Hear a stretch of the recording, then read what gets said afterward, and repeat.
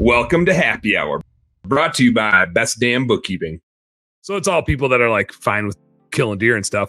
But we get down there the next morning and that deer is bedded against the fence next to the highway. Still alive, but like won't get up. And so we tracked it like another hour the next morning and we dispatched it that morning. But I called it the Christmas miracle deer. We saw it. Actually, when we first were tracking it, it was like, it's like dragging a leg really funny. Like, why would it be dragging a leg? I hit it, somewhere in the body cavity.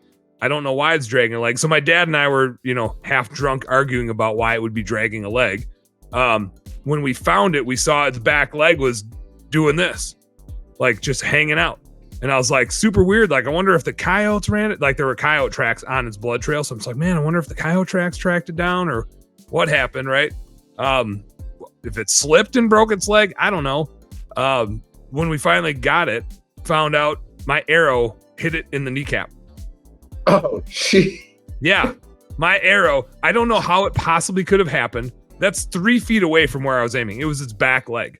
Doesn't make any sense how I could have hit it there.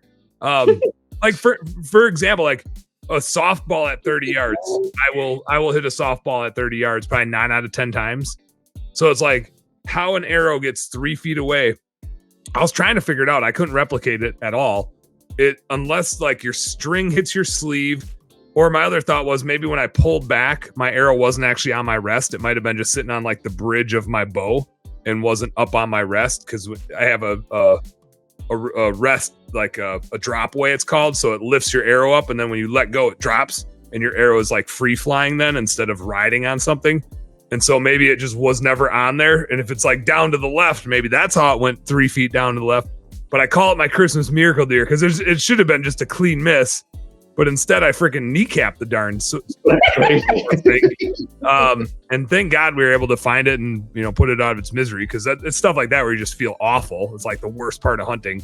And again, like I wish we could have just went in there with the bow and shot it in the middle of the night. So it didn't have to keep running around, but we found it and it was delicious. So Christmas miracle, random, so random.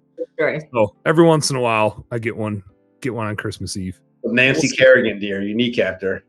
I did. I totally gave it a Nancy Kerrigan. I should have named it Tanya Harding, right? That was that Nancy kneecapped. Oh, good. Well, I'm glad I got to tell that story. That's a good ending to now I'm pumped for another Christmas miracle deer full of jerky. Excited for that. Hey, home service heroes, thank you guys so much for tuning into our home service happy hour content today. I sure hope you learned a little something, and I sure as heck hope that it was entertaining. If you did find it fun and entertaining, make sure you like and subscribe to the channel for more cool, fun, entertaining business content. And speaking of which, stay tuned. There's a little more here and a little more right here. Check it out.